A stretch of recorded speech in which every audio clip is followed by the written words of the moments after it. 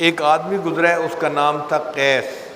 قیس کہتے ہیں عقل مند کو، پورا نام کتابوں میں لکھا ہے قیس ابن ملو ابن مزاحم، یہ اس کا پورا نام تھا۔ اب یہ نوجوان سمجھدار تھا، عقل مند تھا، لیکن یہ اپنی چچا زاد بہن کے اوپر عاشق ہو گیا، اور وہ چچا زاد بہن بھی کیا تھی؟ رنگ کی کالی تھی، اور کالی ہونے کی وجہ سے اس کا نام ماں باپ نے لیلا رکھا تھا، لیلا بنت مہدی ابن سعد، کزن تھے دونوں آپس میں۔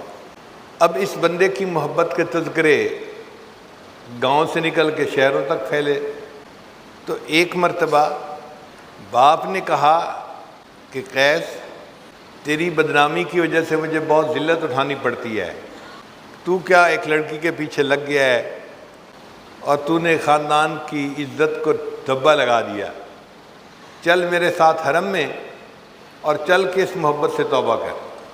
تو یہ قیس اپنے باپ کے ساتھ حرم میں چلا گیا، بیت اللہ کے پاس پہنچ کے والد نے کہا کہ توبہ کر اس محبت سے، تو اس نے غلاف کعبہ کو پکڑ کے ایک شعر پڑھا، الہی تبت من کل المعاصی، الہی تبت من کل المعاصی ولکن حب لیلا لا اتوب، اے اللہ ہر گناہ سے میں توبہ کرتا ہوں، لیلا کی محبت سے توبہ نہیں کرتا۔ اب جب اس نے یہ الفاظ کہے تو اس کے والد نے غصے سے اس کی طرف دیکھا، یہ کیا بدتمیزی ہے، میں لے کے آیا ہوں کہ توبہ کر اور یہ کہتا ہے کہ ولیکن حب لیلا لا اتوب۔ تو سمجھدار تو تھا ہی صحیح، اس نے جب دیکھا کہ والد نے خفا ہو کے دیکھا ہے تو اگلا شعر پڑھا، الہی لا تسلبنی حبہا ابدا، اے اللہ اس لیلا کی محبت کبھی میرے دل سے سلب نہ کرنا، وَيَرْحَمَ اللَّهُ عَبْدًا قَالَ آمِينَ، اور جو میری دعا پر آمین کہہ دے اللہ اس بندے کے گناہوں کو بھی معاف کر دے۔ یعنی اگر میرے ابو آمین کہہ دیں تو اللہ میرے ابو کی بھی مغفرت فرما دے۔ تو یہ ایسا پاگل تھا اپنی اس محبت میں۔ جب سیدنا حسن رضی اللہ تعالیٰ عنہ نے سیدنا امیر معاویہ رضی اللہ عنہ سے صلح کر لی اور حکومت کے معاملے میں ان کے حق میں دستبردار ہو گئے، تو حسن رضی اللہ عنہ بہت خوش تھے کہ میں نے حکومت ان کے سپرد کر دی جو اس کے زیادہ اہل تھے۔ ایک دفعہ جا رہے تھے مکہ مکرمہ میں تو قیس صاحب آگے سے مل گئے، تو حسن رضی اللہ عنہ نے روکا، قیس کیا حال ہے، کہاں جا رہے ہو؟ دیکھو میں نے کتنا اچھا کیا، حکومت دن کو سجتی تھی، میں نے حکومت ان کے حوالے کر دی اور خود میں ایک طرف ہو گیا ہوں۔ تو قیس خاموش کھڑا سن رہا ہے، تو حسن رضی اللہ عنہ نے فرمایا چپ کیوں کھڑا ہے، کوئی جواب نہیں دیتا؟ کہنے لگا جی کہ میں سوچ رہا ہوں حکومت تو لیلا کو سجتی ہے۔ انہوں نے فرمایا انت مجنون، تو مجنون ہے۔ اس کے بعد اس کا نام قیس کی بجائے مجنون ہو گیا کہ یہ پاگل تھا اس کے پیچھے۔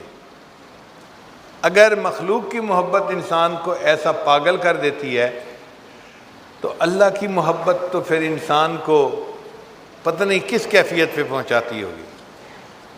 مجنون جب فوت ہوا تو کسی کو خواب میں نظر آیا، اس نے مجنون آگے کیا بنی؟ کہنے لگا کہ اللہ نے میری مغفرت فرما دی اور مجھے فرمایا کہ میں نے تجھے نمونے کے طور پہ رکھ لیا ہے، میں قیامت کے دن اپنے سے محبت کرنے والوں کو تیرا نمونہ پیش کروں گا کہ دیکھو اگر مخلوق کی محبت میں یہ بندہ اتنا پاگل ہو سکتا ہے، اے میرے بندوں کلمہ پڑھنے والوں تم نے مجھ سے محبت کیوں نہ ایسی کی۔ مولانا روم رحمۃ اللہ علیہ فرماتے ہیں عشق مولا کہ کمز لیلا بود، گوئے گشتن بہرے او اولا بود، کہ لوگوں کیا مولا کا عشق لیلا کے عشق سے بھی کیا گزرا ہے کہ مجنون تو لیلا سے اتنی محبت کرے اور ہم بندے ہو کہ اپنے اللہ سے محبت نہیں کر پاتے۔ ایک حاکم میں وقت تھا، اس نے لیلا مجنون کی باتیں سنی تو اس کو خیال آیا کہ پتہ نہیں یہ لیلا کتنی حور پری ہوگی کہ مجنون اس کے پیچھے اتنا دیوانہ بنا ہے۔ اس نے پولیس کو کہا کہ لیلا کو میرے سامنے لاؤ میں دیکھو تو صحیح۔ اب جب لیلا آئی تو وہ تو ایک عام سی لڑکی تھی کالے رنگ کی، تو بادشاہ نے اسے کہا الدگر خوباں تو افزوں نیستی، اے لیلا دوسری خوبصورت عورتوں سے کوئی بڑھ کر تو حسین نہیں ہے، گفت خاموش چوں تو مجنوں نیز تھی۔ اس نے جواب دیا خاموش رہو اس لیے کہ تیرے پاس مجنوں کی آنکھ نہیں ہے، اگر تو مجنوں کی آنکھ سے مجھے دیکھتا تو دنیا میں مجھ سے زیادہ خوبصورت تجھے کوئی نظر نہ آتا۔ اللہ بھی ہمیں ایسی آنکھ عطا فرما دے کہ جو ہم اپنے خالق اور مالک کو ایسی محبت کی نظر سے دیکھیں کہ وہ ہمارا محبوب حقیقی بن جائے۔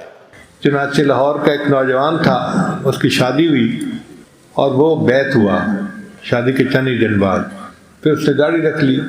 ایک دن میرے پاس آیا، بڑا غصے میں تھا۔ میں نے پوچھا کیا ہوا؟ کہنے کا بھائی اس بیوی نے تو میرے ناک میں دم کیا ہوا ہے، مجھے ذلیل کر کے رکھ دیا ہے۔ میں نے کہا کیوں؟ کہنے لگا بس شادی کے وقت تو میں نے اس کو پسند کر لیا تھا کہ شکل کی بہت پیاری ہے، لیکن اس کے بعد میں آپ سے بیعت ہو گیا تو میں نے داڑھی رکھ لی، ٹوپی رکھ لی، نمازیں شروع کر دیں، اور یہ نماز ہی نہیں پڑھتی۔ میں اس کو روز کہتا ہوں کہ پڑھا کرو، سنتی نہیں میری بات، سر پہ دوپٹہ ہی نہیں لیتی، اور آج تو اس نے حد کر دیا ہے۔ اب بس میرا دل چاہتا ہے کہ مجھے اجازت ملے اور میں خوب ٹھکائی کروں اس کی۔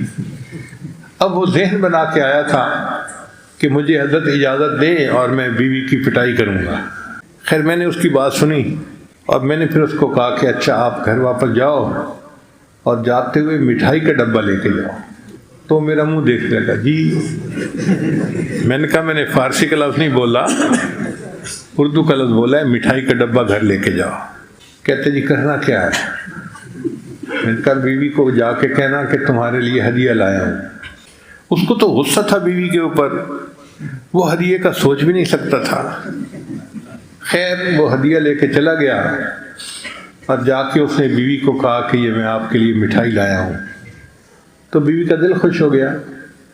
پھر اگلی بات اس نے خود مجھے سنائی، کہنے لگا دسترخوان لگا اور ہم ابھی کھانا کھانے بیٹھے، تو کھانے کے دوران میں نے مٹھائی کا ایک ٹکڑا اٹھایا اور اپنی بیوی کی طرف آگے بڑھایا، تو بیوی نے اشارے سے پوچھا کیا؟ میں نے کہا کہ میں تمہیں اپنے ہاتھ سے مٹھائی کھلاتا ہوں۔ اب وہ تو توقع ہی نہیں کرتی تھی کہ میرا خامد مجھ سے اتنی محبت سے پیش آئے گا۔ خیر خامد کے کہنے پر اس نے مٹھائی کا ٹکڑا کھا لیا، پھر وہ تھوڑی دیر خاموش بیٹھی رہی۔ پھر اس نے سوال پوچھا کہ آج آپ نے مجھے اپنے ہاتھ سے مٹھائی کا ٹکڑا کھلایا، کیوں ایسا کیا؟